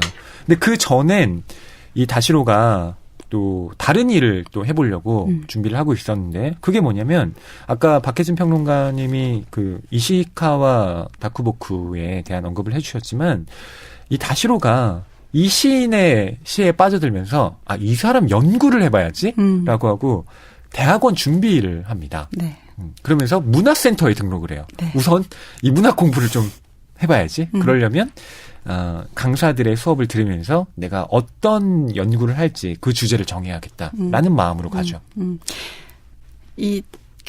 다시로의 행보를 이렇게 보고 있으면 정말 안타깝기 짝이 없는 거예요. 그러니까 지금 너무 급한 거예요. 자신이 지금 너무 비워져 있고 자기의 존재를 어딘가에 대고 이야기를 할 수 없기 때문에 그 사람들에게 보이기에 떳떳한 어떤 그 아이덴티티를 또 가지기 위해서 지금 이 상황에서 탈출할 수 있으면 뭐든 할 수 있을 것 같은 상황인 거죠. 그러니까 막 이 지푸라기 저 지푸라기를 잡는데 이제 문학을 전공을 하겠다고 공부를 다시 하려고 하는 거죠. 네. 네. 저는 그것도 괜찮다고 생각해요. 예, 그런데 이 문화센터에 간 다시로가 어떤 여성을 만나게 됩니다. 네. 그 사람이 하마다 구리라는 이름의 여성. 네. 예, 여성인데 이 직원과 묘한 관계가 됩니다. 아까 지구사와 딸이 아빠 좀 연애라도 좀 해. 당신 뭐 여자라도 만나보는 게 어때? 뭐 이런 제안을 했다고 말씀을 드렸는데 그 말을 들은 이 다시로가 그럼 내가 진짜 하마다 구리랑 네. 연애 한번 해볼까? 이런 마음을 갖게 되는 거죠. 네. 그리고 뭐 연애 상황이 뭐 마음대로 잘 풀리지 않죠. 왜냐하면 구리의 마음은 또 전혀 다른 곳에 있기 때문에 잘 풀리지 않고, 그러니까 이 다시로의 일과 사랑, 네 중년을 남성 퇴임을 한 다시로의 일과 사랑이 이렇게 여러 약간의 판타지와 뭐 여러 또 리얼함이 섞여서 이제 계속 이제 움직이는 거죠. 네. 네. 그러니까 이렇게 설정만 놓고 보면 여러분, 어떻게 이런 게 가능해? 이거 정말 좀 이상한 그 환상을 자극하는 그런 소설 아니야? 라고 하실지도 모르겠지만 하마다 구리의 연애 같은 경우는 좀 상식을 벗어나지 않습니다. 네. 물론 이 주인공 다시로가 흑심을 품습니다만 예. 하마다 구리가 다시로의 그런 유혹에 넘어가지 않아요. 자, 그럼 이쯤에서 낭만 서점의 코너죠. 각주달기 진행해 보겠습니다. 오늘은 이 작품과 관련된 이야기를 해주실 분으로 이건일 선생님을 모시려고 합니다. 이분은 그 사회복지사로 일하고 계신데요. 현장에 통하는 사회복지 실습 10가지 노하우라는 책의 저자이기도 하고요. 또 사회복지와 인권 분야에서 강사로 활동 중이십니다. 이건일 선생님 연결해 보도록 할게요. 네, 여보세요? 네, 선생님 안녕하세요. 저는 낭만서점 진행하는 평론 쓰는 허입니다. 네, 안녕하세요. 저는 문학평론가 박혜진입니다. 네, 안녕하세요. 반갑습니다. 네, 이건일 선생님 모셨는데 먼저 낭만서점 청취자들을 위해서 선생님 어떤 일 하고 계시는지 소개 부탁드릴게요. 네. 저는 사회복지 현장에서 한 15년 정도 있었고요. 자원봉사센터랑 노인복지도 오랫동안 했어요. 그리고 네. 지금은 성남에 있는 태평이동 복지회관에서 관장으로 일을 하고 있습니다. 아, 네. 사회복지 분야에서 지금 계속 활동하고 계신 건데 저희가 선생님을 모신 이유가 오늘 낭만서점에서 다루는 책이 우치다테 마키코라고 하는 작가의 끝난 사람이란 책이에요. 근데 이 네. 책이 은퇴한 사람들의 이야기를 다루고 있습니다. 네. 사회복지 분야에서 계속 일을 하시다 보면 이렇게 노인분들, 그러니까 일을 하시다가 퇴직한 분들의 고민들 그리고 고통들을 옆에서 바로 지켜보셨을 것 같아요. 그렇죠. 네. 보통 어떤 어려움을 좀 많이 토로하시던가요? 열심히 일했다가 더 이상 내가 할 일이 없어졌다는 그런 마음이 들었을 때 역할에 대한 상실감이 있어서 그런 어려움이 가장 크게 느끼시는 것 같아요. 내가 앞으로 뭘 해야 되지? 어떤 일을 하며 살아야 되지? 어떤 가치를 갖고 살아야 되지? 이런 고민들이 가장 옆에서 많이 지켜보는 것들입니다. 그러니까 이 책의 제목이 또 끝난 사람인데 네. 사회생활을 하면서 회사에서도 끝났지만 사실 가정으로 돌아왔을 때 가정에서도 뭔가 좀 끝난 듯한 느낌? 아내와의 관계라든지 자녀들과의 관계라든지 그런 부분에도 좀 어려움을 느끼거든요, 이 주인공이. 그런 부분에서도 그렇죠. 예, 좀 문제를 많이 호소하시는 분들이 있는지 궁금합니다. 예, 그게 사실 대한민국 남자라면 아마 많이들 그러실 것 같아요. 특히나 할아버지들과 많이들 이야기할 때 되면 내가 집에 왜 있는지 모르겠다라는 말씀을 가장 많이 하시고요. 네. 실제적으로 집에 잘 안 붙어 있으려고 하세요. 집에 있으면 눈치가 보이신대요. 노인복지관에 나와 있는 게 차라리 마음이 편하다라고 말씀하시는 분들이 되게 많았습니다. 네. 그럼 이제 이 복지 측면에서는 이렇게 은퇴라는 굉장히 현실적이고 좀 존재론적인 이 좀 공허함 앞에 서 있는 이런 분들에게 어떤 도움을 좀 주고 계시는지도 궁금하거든요. 네. 보통 저희가 사실 끝난 사람이라는 말을 들었을 때 제가 가장 흔히 쓰는 말이 잉여 인간이거든요. 네. 즉 쓸모를 다한 사람이다라는 뜻으로 이제 저도 그렇게 봤는데 가장 중요한 건 그분들에게 어떠한 삶의 중요한 가치를 부여해 주느냐가 중요한 것 같아요. 그러니까 똑같은 일을 해도 내가 은퇴 이후에 할 수 있는 일이 단지 소득을 위한 일을 넘어서 이 우리 사회에 어떠한 가치를 부여해 줄 수 있는지 그런 역할들을 만들어주는 게 가장 중요하다 보고요. 그래서 현재 정부에서도 자원봉사라든지 그리고 어르신들이 사회활동을 할 수 있도록 노인 사회활동 지원석 같은 거를 이제 좀 만들어서 제공하려고 노력을 하고 있는 중이죠. 네. 요즘 100세 시대라는 말이 참 유행인데 사실 은퇴라는 건 60대에 보통 하게 되잖아요. 그럼 이후에 그렇죠. 40년 가까이 시간이 남는 건데 그 네. 인생의 후반기를 이제 어떻게 꾸려나갈 것인가 그게 참 중요해진 그런 시대가 된 것 같아요. 그렇죠. 그래서, 네. 이 책 읽으면서 혹시 네. 여기 지금 다시로라는 이제 주인공이 이제 무료한 생활을 견디지를 못하고 굉장히 좀 무리한 도전을 하잖아요. 이제 네. 은퇴 이후에. 근데 혹시 이제 현장에서 일하시면서 좀 기억에 남는 어떤 이 다시로 같은 인물일 수도 있고 아닐 수도 있을 텐데 그런 에피소드가 좀 없으신가요? 네. 뭔가를 하고 싶어하는 욕구들을 많이 분출하시는 분들은 계세요. 네. 그러니까 매일매일 오셔가지고 나 취업 좀 시켜줘, 나 취업 좀 시켜줘라고 끊임없이 말씀하셨던 분이 계세요. 예. 그런데 실제적으로 그런 다시로 같은 주인공은 현재 우리나라에서 봤을 때는 꽤 그래도 좀 성공적으로 은퇴하신 분이라고 보는 거거든요. 그렇죠. 근데 대한민국 흔실에서는 그렇게 은퇴하신 분들은 참 축복받으신 분들이에요. 연금도 있으시고요. 그러신데 일반적으로 이제 우리가 흔히 알고 있는 대한민국의 어르신이라고 했으면 그런 정말 단지 생계 자체가 상당히 어려우신 분들이 많으세요. 네. 생계를 위해서 일을 하고 싶어 하시는 분들이 많으시거든요. 그런 분들이 끊임없이 나 취업시켜줘. 하지만 실제적으로 취업시켜주기가 상당히 어렵습니다. 그런 어려움을 겪었던 생각이 드네요. 네. 아이고, 예. 앞으로 선생님 또 목표로 하고 계신 게 뭘까 궁금해져요. 그러니까. 그래요? 네네. 저는 일단 노인이 아니었으면 좋겠어요. 저희가 보통 노인을 늙은이라고 많이들 얘기하거든요. 네.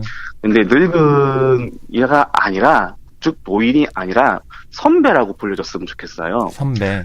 그래서 노인이 더 이상 잉여 인간으로서 쓸모가 없는 사람들이 아니고 끝난 사람들이 아니고 우리 공동체, 우리 후배들을 위해서 얼마든지 중요한 정치적 활동이라든지 사회적 이슈들을 만들어낼 수 있는 역할들을 해주셨으면 좋겠고, 또 제가 복지사잖아요. 예. 복지사는 기본적으로 복지국가를 꿈꾸거든요. 그래서 우리 어르신들, 즉 선배님들이 우리 복지국가가 완성될 수 있도록 여러 가지 활동들을, 그런 의미 있는 활동들을 같이 해주셨으면 좋겠다, 이런 생각을 늘 하고 있습니다. 네.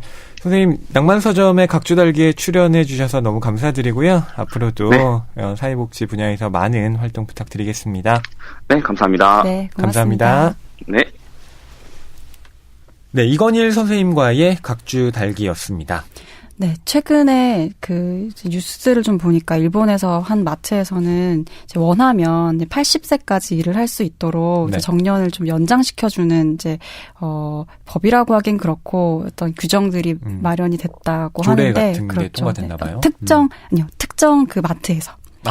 특정 예, 기업에서 특정 예. 기업에서 그렇게 할 수 있도록 어떤 조건들이 좀 바뀌었다고 하는데, 그 정도로 그러니까 정년에 대한 것이 굉장히 좀 치열한 이슈 중에 하나인데, 네. 오늘 이제 이건 선생님 이야기를 듣고 보니 또 이제 그런 현장에서 일어나고 있는 일들과 책이랑 연결을 해서 좀 살펴볼 수 있는 부분이 더 많이 있는 것 같아요. 네. 자, 이 소설에는 다시로와 친분을 맺고 있는 여러 인물들의 이야기도 나오는데요. 니노미야라는 사람도 있습니다. 네. 이 니노미야는 남부고등학교 동창이에요. 이 소설에는 이렇게 나옵니다. 니노미야는 나와 같은 학급에서 역시 재수도 하지 않고 바로 도쿄대 문학부에 들어갔다. 라고요. 네. 예, 재수도 하지 않는 게 이렇게 중요한 건가요? 자부심이군요. 네. 그리고 이제 나는 도쿄대 간판이라고 할 수 있는 문과 1류에 들어갔고, 네. 니노미야는 중간에 문과 3류로 진로를 바꾸었다. 이 얘기도 하고 있죠. 같은 도쿄대 안에서도 뭐 1류와 뭐 2류 뭐 네. 이런 게 나뉜다라고 이야기를 하고요. 그리고 니노미야와 만났을 때 이제 이야기를 오랜만에 듣는데, 48살 때 자유무역 회사에서 나왔고 이후에는 처가에서 하는 작은 건축사무소를 도왔다고 전해 듣습니다. 그러는 한편으로 이 니노미야가 복싱 심판으로 월 한 4회 정도 링에 오른다라는 이야기를 듣고 또 놀라게 돼요. 그러니까 정말 자기가 즐거워하는 일을 갖고 있는 친구. 그러니까 예전에는 자기보다 아래, 그러니까 우열로 따지자면 본인이 우위에 있었는데 지금은 훨씬 더 인생을 즐기고 있는 친구를 보고 좀 자기의 상황을 조금 더 이렇게 객관화해서 네. 이제 보게 되죠. 진심으로 니노미야가 부러웠다라고 표현을 해요. 네. 그러니까 나는 이제 뭘 할지 모르고 있는데 이 친구는 내 목표는 세계 그런 복싱 대회에서 심판을 보는 거야. 이런 장기적인 계획도 좀 하고 이야기를 싶은 게 하잖아요. 있고, 네. 네. 그런 걸 보면 도대체 내가 그때 젊은 시절에 느꼈던 승리감 이런 것들은 다 어디로 간 거지? 누가 진짜 인생의 승자지? 이런 질문을 해보게 되는 거잖아요. 이런 얘기 하죠, 니노미야가. 사람은 죽을 때까지 자부심을 느끼며 살 수 있는 길을 찾아야만 해. 그때 나는 골수에 사무치게 깨달았어. 이 말을 듣고 정말 가슴을 후벼 파는 아픈 말이었다, 이렇게 또 회고를 하죠, 다시로가. 네. 그렇죠. 네. 그러니까 니노미야 역시 회사를 다녔던 사람이지만 다른 사람들이 경쟁에서 밀려나는 모습을 지켜보면서 내가 평생 자부심을 갖고 할 수 있는 일을 찾다가 이 복싱 심판을 하게 된 거죠. 이렇게 보면 그러니까 은퇴 후의 삶이라는 걸 우리가 연착륙을 하기 위한 준비가 무엇인가를 좀 알게 돼요.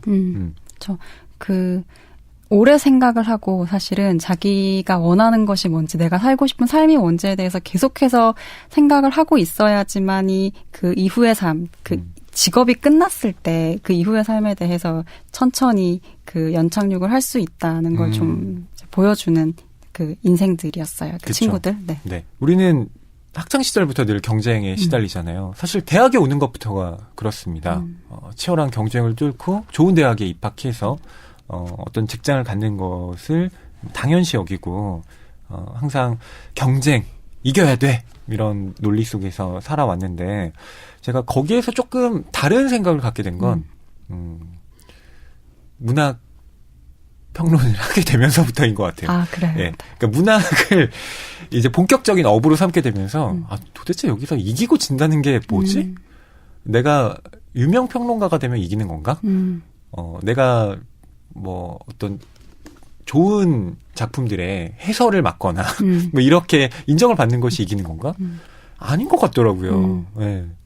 그래서 아, 문학을 한다는 것 자체는 어떻게 보면 내가 이런 경쟁 논리로부터 좀 벗어나려고 그냥 내가 자부심을 느낄 수 있는 어떤 진로를 택하기 위해서 걸어온 것인데 이게 다른 친구들한테는 참 상반된 감정으로 좀 느껴지나 봐요.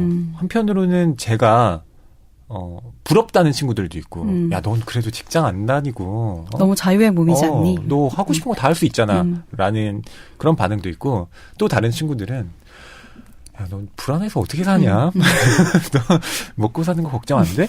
뭐 이렇게 저를 좀 염려하는 사람들도 있고요.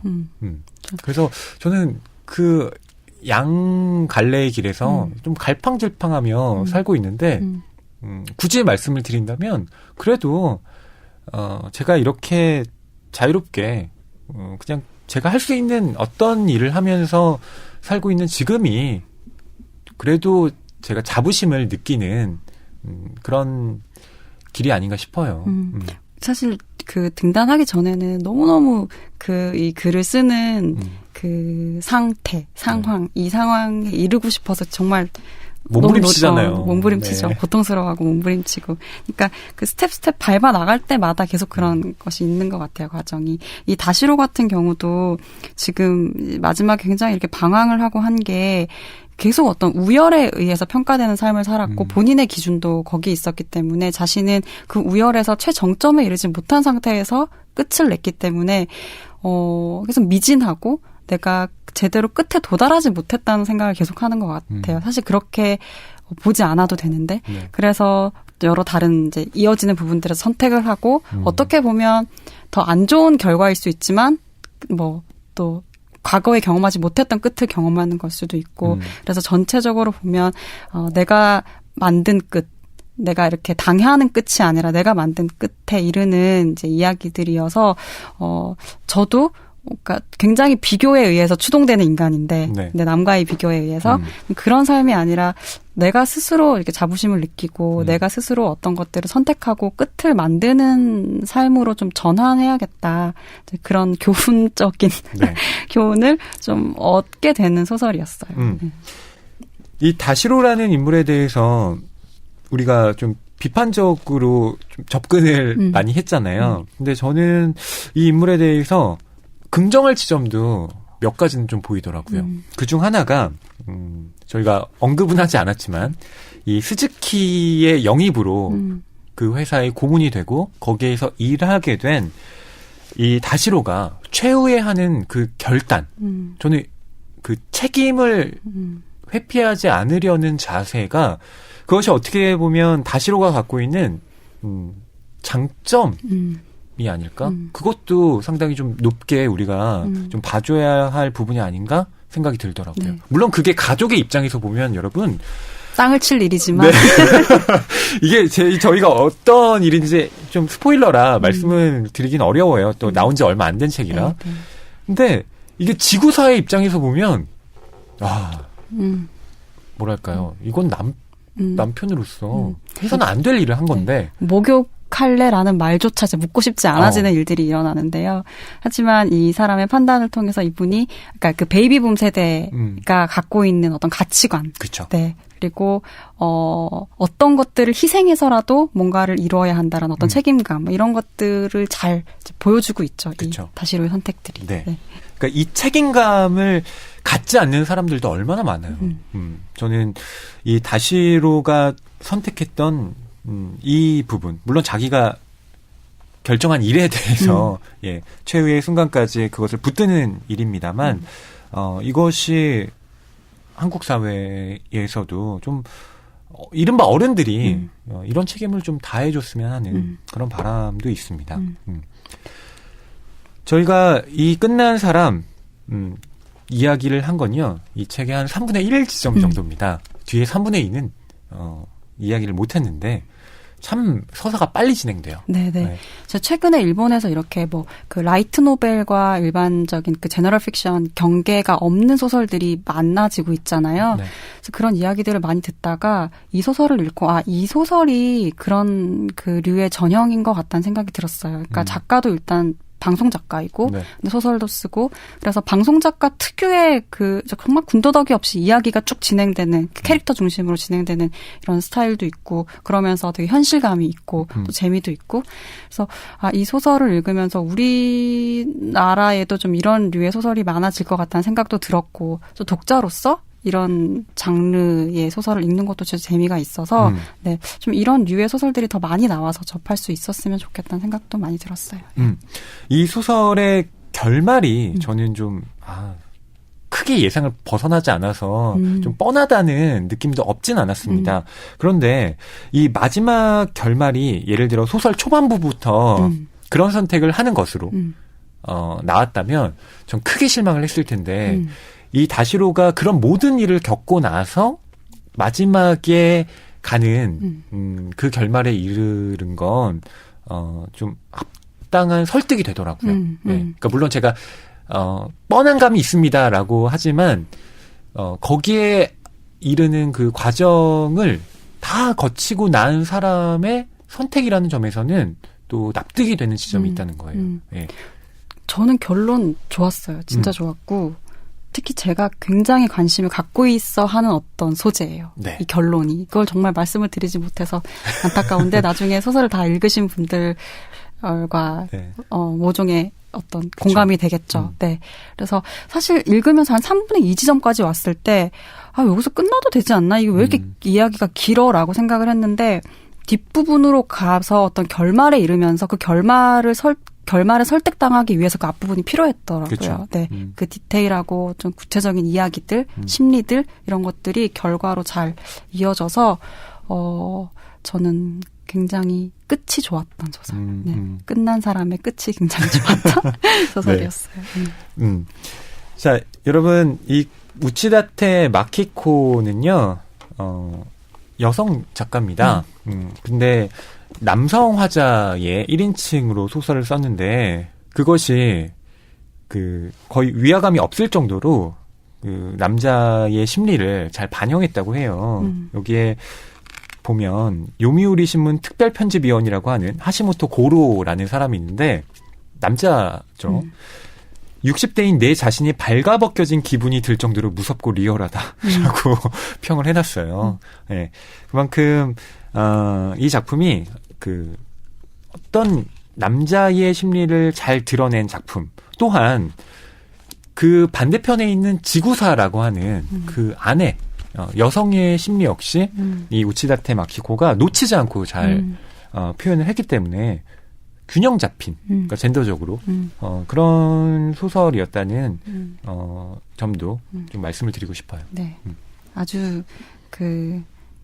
한 번 읽기에는 쉽지만 중간중간에 드러나는 그 파편적인 이야기들도 다 깊이가 있어서 네. 쉽게 읽히지만 뭐 그렇다고 그냥 한 번 읽고 덮을 소설이라기보다는 굉장히 생각할 수 있는 지점들은 많이 제공을 해주는 소설이었어요. 네. 훌륭한 소설이었습니다. 네. 박혜진 평론가가 훌륭한 소설이었다고 하는 이 끝난 사람 여러분의 일독을 권해드리고요. 오늘 박혜진 평론가님 어떠셨습니까? 소설 아주 재미있었는데 이제 막 정말 재미있었던 부분들을 다 이야기하지 못해서 되게 아쉬운 부분들이 많은데 그 부분들은 이제 청취자분들께서 직접 읽으시면서 그 재미를 좀 느꼈으면 좋겠다 이런 생각이 많이 들었고 이 자리에 또 독서력이 아주 좋은 분들이 게스트로 나오셔서 이 부재하는 자리를 잘 메워주시고 또 케미 좋은 분과 함께 파트너를 이루어서 낭만사전 계속 방송 잘 됐으면 좋겠습니다. 네, 박혜진 평론가님의 목소리는 또 고전 문학에서 네. 여러분 만나보실 수 있고요. 오늘 좋은 이야기 들려주신 박혜진 평론가님의 격려 댓글 많이 달아주십시오. 네. 그럼 낭만서점 131회는 여기에서 마치도록 하겠습니다. 감사합니다.